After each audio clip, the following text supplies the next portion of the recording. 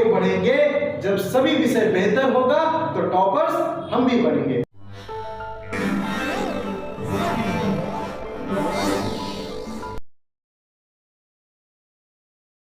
Every student is a warrior in herself or himself। जी हाँ, जय Hind warriors.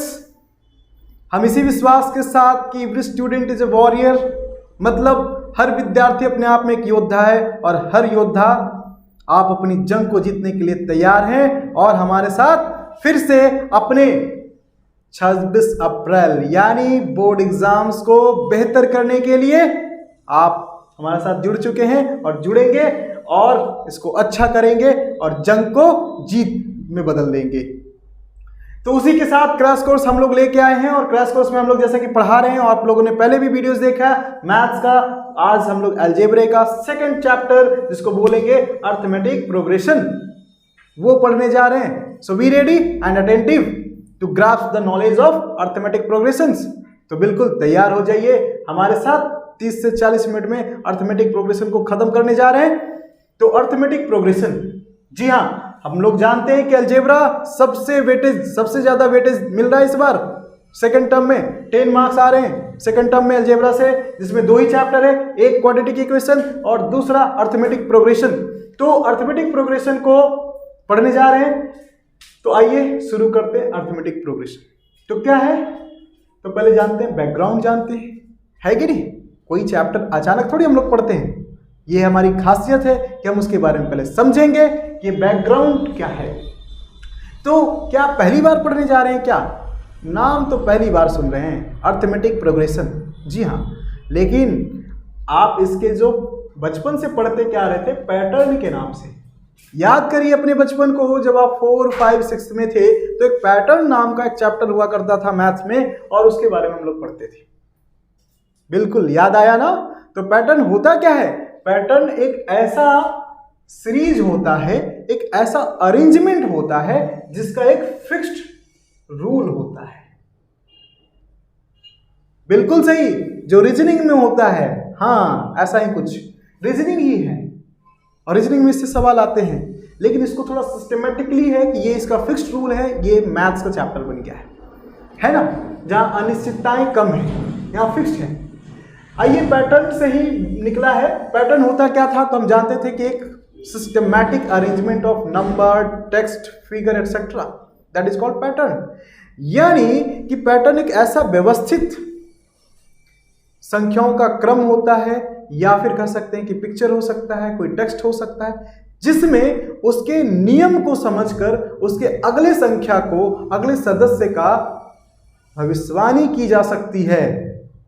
जी, यही pattern की खासियत होती है कि आप उसके पिछले यानी रूट को समझ के, पीछे को समझ के आगे आप बता सकते हैं कि अगला सदस्य या अगला संख्या कौन सा होगा। तो उसी को बोलते हैं पैटर्न। अब पैटर्न में क्या है कि वो आइदर क्या हो सकता है, मिक्स होता है। कभी देखा होगा आपने 3 के बाद 5 है, 5 के बाद फिर हो सकता है 2 हो, ऐसा कुछ हम लोग पढ़ते हैं ना। जैसे 7 है तो 7 के बाद 5, 3 के बाद 2, ऐसा कुछ घटता बढ़ता मिक्स टाइप का, तो उसे पैटर्न में रखते हैं। लेकिन जब पैटर्न एक ऑर्डर में आ जाए तो उसी को प्रोग्रेशन कहते हैं। तो the pattern which is either in a progressive form, this is in a progressive form, either in a ascending order और डिसेंडिंग ऑर्डर। यानी जब कोई पैटर्न या तो बढ़ते क्रम में या तो घटते क्रम में एक ऑर्डर में हो, निश्चित ऑर्डर में हो, तो उसी पैटर्न को क्या कहते हैं, प्रोग्रेशन कहते हैं। और प्रोग्रेशन 3 प्रकार के होते हैं, अर्थमेटिक प्रोग्रेशन, और इसको हम 3 एपी, जीपी और एचपी के नाम से जानते हैं। एक एपी पढ़ना है, जीपी पढ़ना है, एचपी पढ़ना है। पर यहाँ पे आप इन दोनों को आपको नहीं पढ़ना है, आपको सिर्फ पढ़ना है किसको, एपी को। इन दोनों से मिलेंगे क्लास 11 में। अभी एपी के बारे में जानते हैं। एपी क्या है, अर्थमेटिक प्रोग्रेशन। तो इसका डेफिनेशन क्या है, कैसे पहचानेंगे कि कौन एपी है? तो बिल्कुल सही सवाल है आपका। Arithmetic progression, the progression which consecutive members have the common difference। Example हम आपको देते हैं, जैसे 3, 5, 7। तो पहले आप देख रहे हैं कि सब असेंडिंग ऑर्डर में है, या फिर डिसेंडिंग ऑर्डर में भी हो सकता है ऐसे। तो या तो ये असेंडिंग ऑर्डर में रहे या तो डिसेंडिंग ऑर्डर में रहे, पर रहेगा एक ऑर्डर में, तभी ये प्रोग्रेशन कहलाएगा। पर अब अर्थमेटिक प्रोग्रेशन कब कहलाएगा? जब इसका जो संख्या या सदस्य है, यानी दो लगातार सदस्यों के बीच का अंतर समान हो, तो उसको हम अर्थमेटिक प्रोग्रेशन कहते हैं। यानी the difference between two consecutive members is constant. जैसे यू कैन से, यहां देख सकते हैं कि आप अगर 5 में से 3 माइनस करते हैं तो 2 आता है, 7 में से 5 माइनस करते हैं तो 2 आ रहा है। तो क्या देख रहे हैं, इनके मेंबर्स के बीच में जो कॉमन डिफरेंस है वो सेम है, यानी कॉमन है, जो डिफरेंस है वो कॉमन है, इसीलिए कॉमन डिफरेंस कहा जाता है। ये पहचान है अर्थमेटिक प्रोग्रेशन की। पहचान क्या है कि इसके बीच में कॉमन डिफरेंस होगा, यानी किसी भी दो कॉन्सिक्यूटिव मेंबर्स का जो डिफरेंस होगा कॉमन होगा। आप देख लीजिए इस वाले में भी कि यहाँ पे अगर हम 5 में से 7 माइनस करेंगे तो -2 होगा, 3 में से -5 को माइनस करेंगे तो -2 होगा। तो यहाँ भी आप क्या देख रहे हैं कि difference is common. So common difference is the identity of arithmetic progression, यानी कॉमन डिफरेंस जो है पहचान है किसकी? अर्थमेटिक प्रोग्रेशन की। तो आप अब से सवाल अगर पूछता है, आपसे ये पूछा जाता है कि कैसे पहचानना है कि अर्थमेटिक प्रोग्रेशन क्या होगा, तो वो है कॉमन डिफरेंस। यानी कोई भी आपको प्रोग्रेशन दे दिया जाएगा तो आपको पहचानना क्या है? अर्थमेटिक प्रोग्रेशन का कॉमन डिफरेंस देख लेना है। ये दो कॉन्सिक्यूटिव मेंबर्स के बीच में अगर कॉमन डिफरेंस है तो वो अर्थमेटिक प्रोग्रेशन है। आई बात समझ में? बहुत बढ़िया। तो आइए अब क्वेश्चंस पे आते हैं कि क्वेश्चंस कैसा होगा इसमें। ये तो अभी हम लोग समझे, इंट्रोडक्शन था ना। अब पढ़ते हैं कि इसमें पढ़ना क्या है। तो इसमें 2 तरह के सवाल आते हैं, 3 तरह के, टाइप 1, टाइप 2 और टाइप 3। 3 कॉन्सेप्ट पढ़ने हैं और इन तीनों कॉन्सेप्ट को हम आज ही खत्म करेंगे। टाइप 1 में क्या है? तो सबसे पहला जो क्वेश्चन होता है आइडेंटिटी बेस्ड क्वेश्चन होता है। कि अभी हमने पढ़ा कि आपको कोई भी प्रोग्रेशन दे देगा, वो हो सकता है कि नंबर में दे या हो सकता है कि किसी टेक्स्ट में दे। जैसे ए दे दे, a+b दे दे, a+2d दे दे, ये नंबर में भी दे सकता है। उससे भी कंफ्यूज नहीं होना है, आपको बस क्या करना है, कॉन्सिक्यूटिव टर्म्स के डिफरेंस को देखना है कि कॉमन है कि नहीं। यानी इसके सेकंड टर्म से फर्स्ट टर्म माइनस करेंगे, थर्ड टर्म से सेकंड टर्म को माइनस करेंगे और देखेंगे कि डिफरेंस कॉमन है। अगर है तो अर्थमेटिक प्रोग्रेशन है। जैसे एग्जांपल में करके देखते हैं, a-d, a+d था, उसमें से a घटा दिए तो a कट गया, बचा कितना? d, यानी यहाँ भी d बचा। a+2d और a+d, इसमें से माइनस करेंगे तो ये कट गया, बचा कितना? सिर्फ d। एक घटने के बाद तो 2d में से 1d घटा देंगे तो 1d बचेगा। तो यहाँ भी कॉमन डिफरेंस क्या है? d, यानी क्या है? अर्थमेटिक प्रोग्रेशन है। तो ऐसा सवाल आपको हो सकता है कि लेटर के फॉर्म में हो सकता है, तो उसे घबराने की जरूरत नहीं है, आसान है। आपको बस कॉमन डिफरेंस देखना है, या फिर आपको फ्रैक्शन में दे सकता है, नंबर में दे सकता है, किसी भी फॉर्म में दे, आपको बस देखना है कि उनका जो कॉमन डिफरेंस यानी डिफरेंस जो है वो कॉमन है कि नहीं।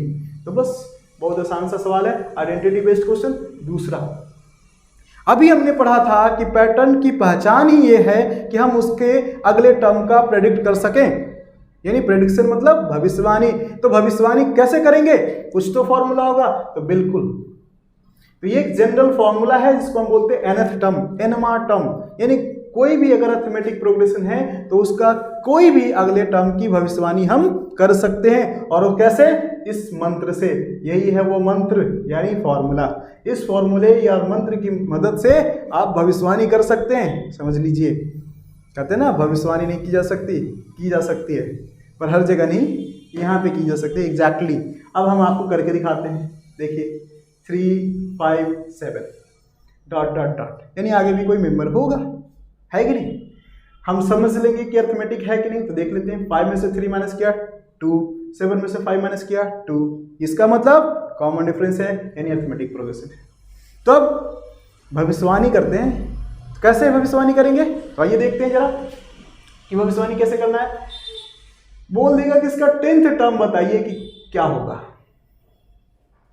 तो अच्छा, तो मंत्र हमारे पास क्या है? ये मंत्र है हमारा। हमने कहा क्या? 10वां टर्म यानी 10वां टर्म निकालना है ना। तो a10 फॉर्मूला क्या था? a+n-1 into d। अब आप कहेंगे a क्या है? तो a फर्स्ट टर्म है। a क्या है? ये फर्स्ट टर्म है, n क्या है, नंबर ऑफ टर्म है, और ये क्या है, कॉमन डिफरेंस को d से रिप्रेजेंट करते हैं। तो और ये क्या है, nthमा टर्म है, कोई भी जनरल टर्म है। तो चार चीज ये फॉर्मूले में सबको परिचित हो जाइए, किस मंत्र में क्या क्या है, इस मंत्र में है ना। तो ये जनरल टर्म है, nमा टर्म, ये फर्स्ट टर्म है, यानी जो पहला वाला टर्म होगा उसको फर्स्ट टर्म कहेंगे। और जो सा टर्म पूछे, जैसे हमसे अगर पूछा जाए कि 10वां टर्म, इसका मतलब उसमें 10 लोग हैं ना, तभी तो 10वां हुआ। तो ये नंबर ऑफ टर्म होगा, और ये d क्या है, कॉमन डिफरेंस को जस्ट d से रिप्रेजेंट कर देते हैं। तो चारों पता हो गया। अब चार में से आपको क्या है, 3 दिया हुआ है। ए देखना, ये 1 2 3 4 है ना, 4 कंपोनेंट्स हैं, 4 में से कोई भी 3 दिया है तो चौथा निकाला जा सकता है। तो बिल्कुल ये देखते हैं क्या क्या दिया हुआ है। तो ए हो गया, मिल गया ना, फर्स्ट टर्म मिल गया। डी कितना है, तो डी हमको पता चल जाएगा कि 2 है, क्यों, माइनस कर लेंगे। और एनमा यानी नंबर ऑफ टर्म क्या है, तो 10th पूछा है, इसका मतलब हमें पता चल जाएगा ना कि 10वां पूछा है, तो 10 तो कंफर्म है ना कि 10 टर्म होंगे उसमें। तो यस, वो नंबर ऑफ टर्म है जो हमारा क्या है, 10 है। तो मालूम हो गया। तो क्या क्या मिल गया आपको, फर्स्ट टर्म मिल गया, डी मिल गया, एन मिल गया, ये तीनों मिल गया। तो आपको चौथा जो निकालना था A10 यानी 10th टर्म, वो मिल ही जाएगा इस मंत्र के सहारे। तो मंत्र में बस क्या करना है, उसके वैल्यूज को रख दीजिए। ए कितना 3, एन कितना 10, 10 माइनस 1, डी कितना 2, रख दिया आपने। फिर सॉल्व करिए, 3 10 में से 1 जाएगा 9, 9 2 जा, तो 9 2 जा 18, 18 प्लस 3 21। यानी देखिए हम लोगों ने क्या किया, भविष्यवाणी कर दी कि 10वां टर्म कौन होगा, 21 होगा। अब आपको लगेगा कि सर ये सही है कि गलत, तो देखते हैं कि सही है कि गलत है। एक बार चेक कर लेते हैं अपने मंत्र के बारे में, है ना। क्वेश्चन तो करना चाहिए ना, मंत्र आंख मूंद के विश्वास नहीं कर लेना चाहिए। तो देखिए हम लोग लिखते हैं 3 5 7, 7 क्या है, इसका थर्ड टर्म है, तो 4th 5th 6th 7th 8th 9th 10, ये ना होगा 10वां टर्म। तो देखिए साथ में कितने का डिफरेंस हो रहा है, 2 2 का डिफरेंस हो रहा है। तो देखते हैं, 7 में 2 जोड़ेंगे 9, 9 में 2 जोड़ेंगे 11, 11 में 2 जोड़ेंगे 13, 13 में 2 जोड़ेंगे 15, 15 में 2 17, 17 में 2 19, 19 2 21। एग्जैक्ट मंत्र है। 10वां टर्म कितना आया था, 21 आया था, तो ये कितना है 21 ही तो आया। तो हो गया ना आप भी मैथ के गुरु, आप भी अब मंत्र से भविष्यवाणी कर सकते हैं। पर ये भविष्यवाणी की सीमा सिर्फ अर्थमेटिक प्रोग्रेशन में है। तो आइए, ये टाइप 1 का क्वेश्चन है, इसी से संबंधित क्वेश्चन पूछेगा आपसे। क्वेश्चन क्या पूछेगा, तो ज्यादा कुछ नहीं पूछेगा, एक फॉर्मूला बेस्ड क्वेश्चन होगा। कैसे, उसमें देखिए 4 हैं कंपोनेंट, ए एन बराबर a plus n minus 1 into D. इसमें से देखिए बच्चे कंफ्यूज होते हैं कि सर ये तो आपने बड़ा आसान सा सवाल बता दिया, इतना सवाल थोड़ी पूछेगा। सवाल आसान ही होता है, बस फिर समझने का होता है। क्यों, क्योंकि देखिए अरे भाई हमसे पूछा गया था an, तो हमने निकाल दिया। क्यों, क्योंकि हमें ये पता था। आपसे बहुत करेगा तो क्या क्वेश्चन पूछा जा सकता है, बोलेगा n दे दिया, n दे दिया, d दे दिया, बोलेगा a निकालिए। बहुत करेगा तो कहेगा a दे देगा, बोलेगा कि n निकालिए। बहुत होगा कि n भी दे देगा, कहेगा d निकालिए। तो क्या फर्क पड़ता है, आप इक्वेशन, लीनियर इक्वेशन सॉल्व करना जानते हैं, फर्स्ट टर्म आप पढ़ चुके हैं। आप लीनियर इक्वेशन ही नहीं, पेयर ऑफ लीनियर इक्वेशन भी सॉल्व करना जानते हैं। तो इक्वेशन ही तो बनेगा ज्यादा से ज्यादा, 4 में से कोई 3 दिया ही रहेगा, और 3 में से आपको चौथा निकालना है। तो इक्वेशन बनाइए इसी फॉर्मूले में, जो दिया है तीनों वैल्यूज को रख दीजिए, चौथा नहीं दिया उसको सॉल्व कर दीजिए, निकल जाएगा। तो बहुत ही आसान है, बनाइए बन जाएगा। और नहीं बनता है तो हम है ना, बनाइए। और नहीं बनता है तो क्वेश्चन मार्क करके भेजिए कमेंट सेक्शन में कि सर ये सवाल बताइए। हम आपके प्रॉब्लम बेस्ड भी वीडियोज लेके आएंगे। अगर ऐसा लगा कि नहीं कई सारे सवाल आ रहे हैं, तो हम उसको सॉल्व करते हुए वीडियोज को आपको वीडियोज अपलोड करवा देंगे। चलिए, बच्चे कह रहे हैं कि सर ये वाला तो बन जा रहा है, पर कुछ क्वेश्चंस क्या होता है उसमें 3 चीज नहीं दी होती, बस बोल देते हैं कि इसका 15th टर्म जो है वो कितना है 200 है, और 18th टर्म कितना है 220 है। अब हमसे पूछा जाता है कि बताइए इसका 20th टर्म क्या होगा, कुछ इस तरीके का सवाल पूछ देते हैं, या 25th टर्म क्या होगा।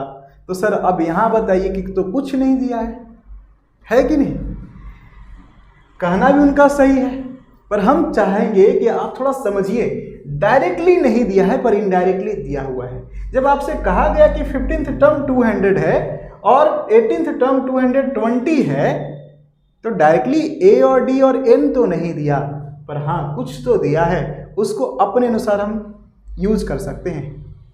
कैसे? अब 15th टर्म कहा है, इसका मतलब a plus N minus D, N कितना 15 तो है, तो एन में से 15 में से 1 माइनस करेंगे तो बचा कितना 14, तो a प्लस 14d बराबर आपको दिया हुआ है 200, यानी इक्वेशन फर्स्ट। और अगर 18th टर्म का है 220, तो a प्लस 18 में से 1 कम कर दीजिए, यानी 17d होगा, जो कि 220 होगा, तो ये सेकेंड टर्म हुआ। तो क्या देख रहे हैं, इक्वेशन दिखा, दो इक्वेशन दिखा, a plus 14d is equal to 200, a plus 17d is equal to 220।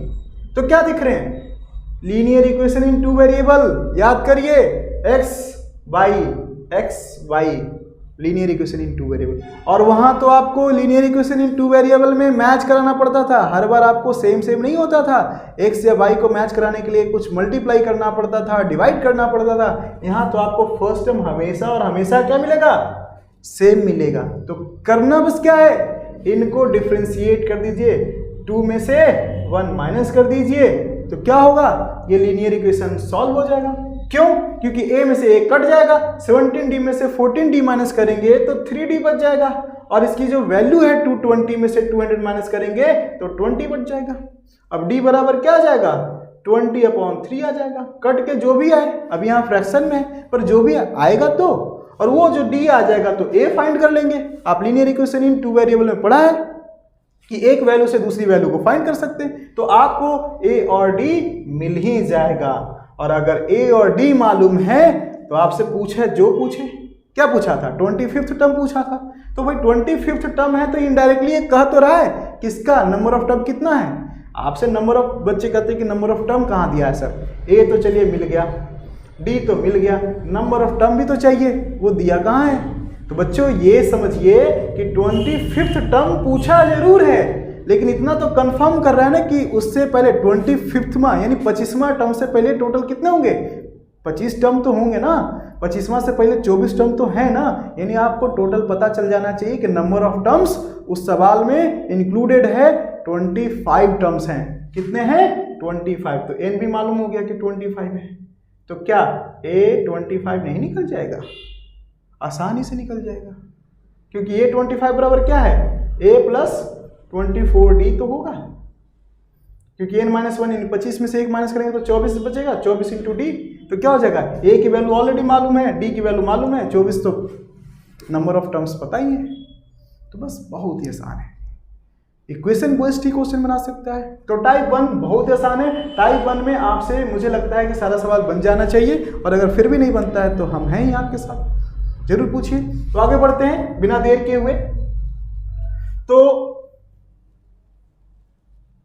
अब हम लोग पढ़ेंगे अर्थमेटिक प्रोग्रेशन के बारे में। ये यहाँ पे जो लिखा हुआ था इरेज हो गया, AM अर्थमेटिक मीन पढ़ना है। क्या है कि अगर कोई टर्म है A B C, ये क्या है, अर्थमेटिक प्रोग्रेशन है, तो अर्थमेटिक प्रोग्रेशन में कॉमन डिफरेंस सेम होगा। तो उसकी एक ये भी खासियत है कि जिसका मिडिल टर्म होगा वो इसका अर्थमेटिक मीन होगा, यानी A प्लस C/2। आप क्या देख रहे हैं, इन दोनों का अगर हम एवरेज निकाल रहे हैं, इसको हम मीन कहते हैं, A प्लस C/2, तो वो उसके मिडिल टर्म के बराबर होगा, यही जस्ट अर्थमेटिक मीन है। तो इससे या तो डायरेक्टली फॉर्मूले पे क्वेश्चन पूछा जाएगा कि AM बराबर बताइए, तो यहाँ पे देखिए 1 2 3 4, बाकी तो ये तो कांस्टेंट है, 2 क्या है, कांस्टेंट है, तो 4 में से कोई 3 दिए रहते हैं, चौथा पूछ दिया जाता है। तो बस कुछ नहीं करना है, आप अर्थमेटिक लीनियर इक्वेशन जानते हैं सॉल्व करना, जो दिया है उसकी वैल्यू रखिए, और जो नहीं दिया है वो ऑलरेडी सॉल्व हो ही जाएगा, अलजेब्रा इसी का नाम है। नेक्स्ट, इससे तो पढ़ने का फायदा इसमें क्या इतना ही आसान था? तो नहीं, इसमें जो हम अपने से नंबर ऑफ टर्म मानना होता है, क्योंकि अब हम जो पढ़ेंगे क्वेश्चन इससे रिलेटेड ये होगा कि आपसे एक क्वेश्चन पूछ देगा, इक्वेशन पूछ देगा, कहेगा कि देखिए भाई हम कुछ नंबर मान रहे हैं, ठीक है, जिसमें 3 टर्म ऐसे हैं। जैसे आपसे पूछ देगा कि 30 को इस तरीके से डिवाइड करिए कि उनके बीच का डिफरेंस इतना इतना हो और उनको जोड़ने पे कुछ आ रहा हो और गुना करने पे कुछ आ रहा हो। तो वो अर्थमेटिक प्रोग्रेशन का क्वेश्चन है, कैसे बनता है आइए देखते हैं एग्जांपल में। बोल दिया कि मान लीजिए 3 टर्म है, 3 टर्म है जो एपी में है, ठीक। उसके बाद बोला कि सम करते हैं, उनको जोड़ते हैं तो उनका जोड़ क्या है? 30 है। ऐसा सवाल हो सकता है, या सीधा पूछ देगा कि डिवाइड 30 इन 3 टर्म्स। तो 30 को ही अगर हम डिवाइड कर रहे हैं 3 टर्म में से तो उनको जोड़ने पे तो 30 आना चाहिए ना। तो बिल्कुल, तो first term, second term, third term को जोड़ने पे कितना आना चाहिए? 30 आना चाहिए। तो हम मान सकते हैं। तो आप कहेंगे कि सर पहला को मान लेते हैं a, दूसरे को मान लेते हैं a प्लस डी, क्योंकि कॉमन डिफरेंस जोड़ेंगे तो नेक्स्ट टर्म आएगा। फिर तीसरे को जोड़ते हैं a प्लस 2d, क्योंकि फिर एक डी जोड़ने से तो सेकंड टर्म आया, 2d जोड़ेंगे तो थर्ड टर्म आया। तो यहाँ पे जोड़ के निकालेंगे तो क्या होगा? आपको 2 वेरिएबल मिल जाएगा, और 2 वेरिएबल्स मिल जाता है तो एक इक्वेशन नहीं 2 इक्वेशन की जरूरत पड़ेगी सॉल्व करने के लिए। तो हो सकता है कि 2 इक्वेशन ना दे और आप कहेंगे सर हमसे सॉल्व नहीं हो रहा है। तो इसलिए यहाँ पे स्मार्टनेस ये है कि हम अर्थमेटिक मीन जो पढ़े हैं उसका फायदा ये है कि ये जो मिडिल टर्म होता है क्या होता है? इन दोनों का अर्थमेटिक मीन होता है। तो इसलिए हम अपने से क्या लिखते हैं? हम अपने से ये लिखते हैं, अगर अपने से अर्थमेटिक मीन का नंबर अज्यूम करना हो तो कैसे लेंगे आपको हम बता रहे हैं। अगर 3 टर्म्स लेना है तो a तो हमारा बीच वाला हो गया, तो एक पीछे लीजिए a माइनस डी और एक आगे लीजिए a प्लस डी। 3 टर्म क्यों? क्योंकि जब अब कहेगा कि सम करिए तो क्या होगा? माइनस प्लस कट जाएगा, बचेगा क्या? a plus a that is 3a, और 3a बराबर अगर 30 दिया हुआ था तो क्या हो जाएगा? 3 से 10 टाइम्स में 30 कट जाएगा और a की वैल्यू आ जाएगी 10। यानी आपको उतना सॉल्व करने की जरूरत नहीं, तुरंत आपको एक वैल्यू मिल जाएगी, दूसरी जो चाहिए उसके लिए इक्वेशन दी रहेगी, उसमें रख करके आप अपना वैल्यू निकाल सकते हैं।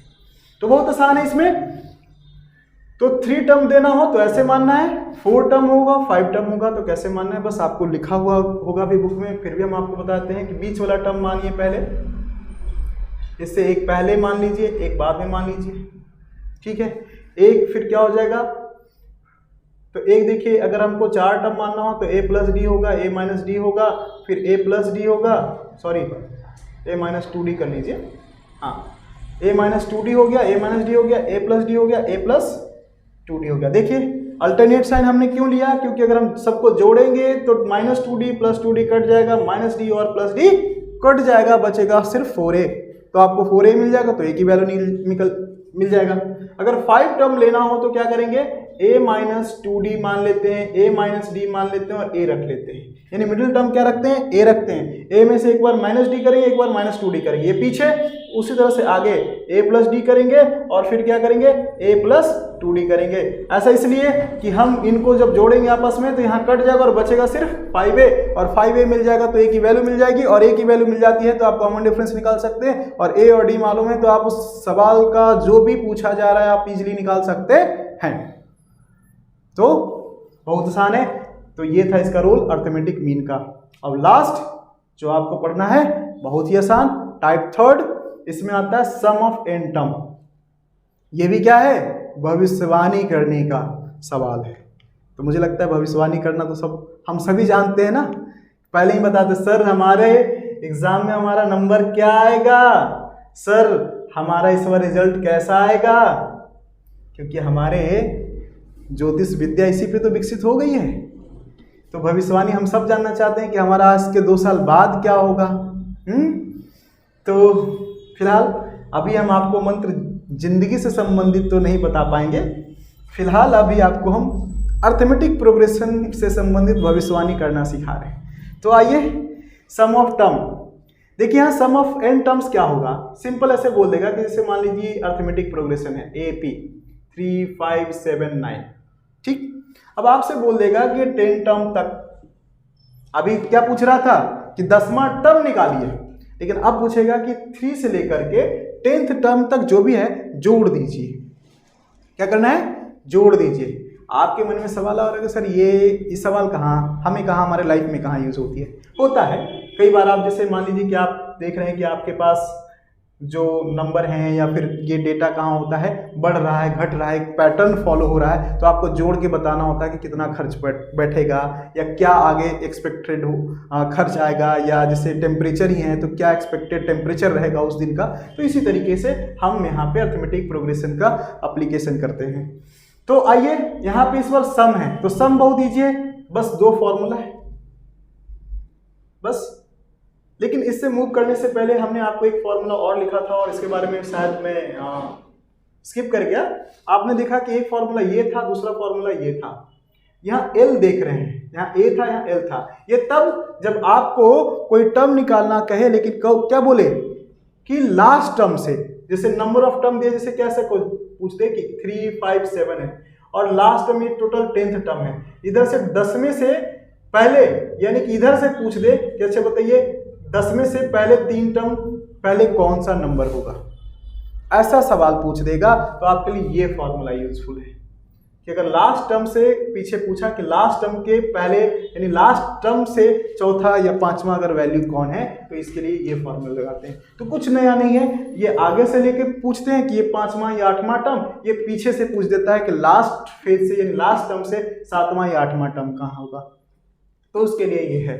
तो बस कुछ है नहीं, बस यहाँ ध्यान रखना है कि यहाँ प्लस करते हैं, माइनस करते हैं, क्योंकि लास्ट टर्म तो ज्यादा होगा उससे, है ना। अब आते हैं अपने सम ऑफ एन टर्म में। तो कुछ नहीं है, यहाँ फॉर्मूला है, 2 फॉर्मूला है। एक देख रहे हैं लास्ट टर्म। अगर आपको फर्स्ट टर्म और लास्ट टर्म मालूम है, जैसे कभी कभी रीजनिंग में देखिए सवाल आ जाता है कि मान लीजिए 2 है, ये 4 है, ये 6 है, और ऐसे ऐसे करते करते 100 है। तो अब ये बताइए कि इसको जोड़ने पे टोटल 2 से लेके 100 तक जोड़ेंगे तो टोटल कितना आएगा, ये सवाल पूछ लिया जाता है कॉम्पिटिटिव एग्जाम्स में। अब जो बच्चे होंगे पहले तो ये देखते जाएंगे आम भाषा में, जोड़ते जाइए 100 तक, पता चला आपका 10 क्वेश्चन निकल गया। जोड़ तो कोई भी सकता है, इजी है, बट टाइम चला जाएगा। तो ऐसे में हमें यही मंत्र हमारा काम देगा। तो ये मंत्र क्या है कि पहले तो आपको नंबर ऑफ टर्म फाइंड करिए कि 100 में से पहले 100 जो है 100 तक कितने टर्म होंगे। तो आपको देखिए लास्ट टर्म दिख रहा है और फर्स्ट टर्म दिख रहा है, तो देखिए ये मंत्र आपको काम करेगा। यहाँ पे क्या नंबर ऑफ टर्म नहीं मालूम है, अगर नंबर ऑफ टर्म आप निकाल लेते हैं, जैसे नंबर ऑफ टर्म निकालने का तरीका तो आपके पास था n बराबर a plus n minus 1 into D. ये नंबर ऑफ टर्म निकालने के लिए तो मंत्र था। एनवा ये लास्ट टर्म कितना दिख रहा है 100, तो 100 रख दिया। a कितना दिख रहा है 2, और n नहीं मालूम, नहीं ना मालूम कि कितने हैं, 2 से लेकर 100 तक कितने टर्म होंगे अगर इस रूल से जाए तो नहीं मालूम, n माइनस 1, और d कितना है तो कॉमन डिफरेंस 2 है। तो सॉल्व करिए, देखिए बिल्कुल। तो क्या करेंगे 100 करेंगे, ये 2 इंटू एन 2n माइनस 2, तो प्लस 2 माइनस 2 खत्म हो जाएगा। 2n बराबर क्या बचा 100, तो 2n बराबर तो 2 से कट गया 50 टाइम्स n की वैल्यू कितनी आ गई 50 आ गई। कितनी आ गई 50, यानी नंबर ऑफ टर्म कितने हैं 50 है। तो देखिए तुरंत लगाइए 50/2, क्या लिखेंगे इस सवाल को देखिए बताएंगे तो 50/2 into a plus l। a कितना है 2 है, l कितना है 100 है, इन दोनों को जोड़ दीजिए तो 50/2 इंटू 100 प्लस 2 102 काट दीजिए, कट जाएगा, और फिर मल्टीप्लाई कर दीजिए। कितना कटेगा 2 5 जा 10, 2 1 जा 51 से कटेगा 50 इंटू 51, ये जोड़ने पे आएगा। तो सोचिए आप कर लेंगे इतना आसानी से, क्योंकि आप देखिए 0 और फिर क्या होगा 5 1 जा 5, 5 5 जा 25, तो ये हो जाएगा। आपने लिख दिया आसानी से 2550, और जो जोड़ने वाला रहा वो जोड़ते रह जाए, है कि नहीं। सोचिए पहले तो लिखेंगे फिर जोड़ेंगे, तो ये था आपका टाइम बचत करता है तो ये सवाल। तो ऐसे ही सवाल आपका पूछा जाएगा किससे, सम ऑफ n टर्म्स से। दूसरा सवाल यहाँ भी यही पूछा जा सकता है, क्या कि आपको इसे लास्ट टर्म ना दिया हो तो कोई बात नहीं, यहाँ पे a तो दिया रहेगा, n तो दिया रहेगा, d दिया रहेगा, तो ऐसे निकाल लेंगे फॉर्मूले में रख करके। हो सकता है कि 4 चीजें ना 1 2 3 4 में से कोई 3 दिया रहेगा, चौथा निकालने के लिए कहेगा, कोई दिक्कत नहीं है। जैसे उसमें था बहुत होगा तो जैसे टाइप 2 का क्वेश्चन ये होगा कि 2 इक्वेशन दे देगा कि सम ऑफ 15 टर्म इज 200 और उसी तरह से इस बार सम ऑफ n टर्म बोल देगा और सम ऑफ 18 टर्म बराबर 220 ऐसे बोल देगा। तो क्या दिक्कत है? कुछ दिक्कत नहीं है। दिक्कत बस आप दो इक्वेशन बनेगा, सम ऑफ n में टर्म लगा दीजिए, सारे इक्वेशन को स्टैंडर्ड फॉर्म में लिख दीजिए और फिर सॉल्व कर दीजिए, आपको a और d मिल जाएगा। क्योंकि a और d हमारे दो वेरिएबल हैं जो अननोन है और दो वेरिएबल हैं उससे क्या, पर दो इक्वेशन तो दिए हुए ना, दो इक्वेशन दिए हैं तो हम उनको सॉल्व कर लेंगे। आपने किया है linear equation in two variable में, तो सॉल्व करेंगे, a और d मिल जाएगा। तो फिर अगर हमसे बोला है कि a ऑफ 25 यानी सम ऑफ 25 टर्म्स का निकालिए, तो क्या करेंगे, फॉर्मूला में रखेंगे, निकाल लेंगे। इसमें एक जो कॉन्सेप्ट है जो बच्चे नहीं समझ पाते और उस अक्सर जो है क्वेश्चन को समझ नहीं पाते जब वो सीरीज या जनरल टर्म में दिया रहता है। ऐसे लिखा रहता है कि सम ऑफ n टर्म के लिए इक्वेशन दिया है n स्क्वायर प्लस 2 प्लस 1, ऐसा कुछ दे देता है। अब बोलता है कि इसका कॉमन डिफरेंस निकालिए या इसका फिफ्थ टर्म निकालिए, तो बच्चे कंफ्यूज। ऐसा तो कोई दिक्कत नहीं है। देखिए अब सम ऑफ n टर्म रहे चाहे n टर्म ऐसा कुछ रहे, अगर हमसे बोला गया कि सम ऑफ 4 टर्म निकालिए, इसका अगर a और d निकालना है तो हम क्या करेंगे, तो सम ऑफ n टर्म का ये फॉर्मूला दिया है, तो हम अगर ये सोचिए कि पहला टर्म अगर रखें n की वैल्यू 1, क्यों ऐसा रख रहे हैं, क्योंकि sum of n term is equal to इतना दिया है n के रूप में कि n जो है n स्क्वायर प्लस 2/2 रख लीजिए। ठीक, तो भाई n रखेंगे तो n स्क्वायर होगा, यानी 1 रखेंगे तो 1 का स्क्वायर होगा, यही है ना। तो देखिए सम ऑफ 1 टर्म बराबर क्या हो जाएगा, 1 का स्क्वायर प्लस 2/2। तो 1 का स्क्वायर कितना, 1, यानी 1 प्लस 2 दैट इज 3/2। तो कितना हो जाएगा, 3/2। यही वैल्यू मिला आपको। अगर हम n का वैल्यू 2 रख दिए तो n की जगह 2, तो 2 का स्क्वायर प्लस 2/2, तो 2 टू जा 4, 4 प्लस 2 6, 6/2 दैट इज 3, 2 3 जा 6 यानी 3 आ जाएगा। तो अब आपको देखिए कहिएगा कि सर हमें तो कुछ मालूम था नहीं। देखिए a और d कैसे निकाल दिया, पहला टर्म यानी 1 रखा तो हमको पहला टर्म मिल गया, कितना आया, 3/2 आया। और d कैसे मिलेगा, सेकंड टर्म तो मिल गया ना। Sum of n term, sum of 2 term था, तो सम ऑफ 2 टर्म, बच्चे यही कंफ्यूज करते हैं कि इसको सेकंड टर्म मान लेते हैं, नहीं ये सेकंड टर्म नहीं है, सम ऑफ 2 टर्म तक है। सम ऑफ 2, जैसे हमने कहा कि 3 प्लस 5 जोड़ के 8 है, यानी सम ऑफ 2 टर्म 8 है, पर सेकंड टर्म तो कुछ और है ना, 5 है। तो ये कैसे निकलेगा, तो सम ऑफ 2 टर्म्स में से सम ऑफ 1 टर्म्स माइनस करेंगे तब हमको सेकंड टर्म निकलेगा।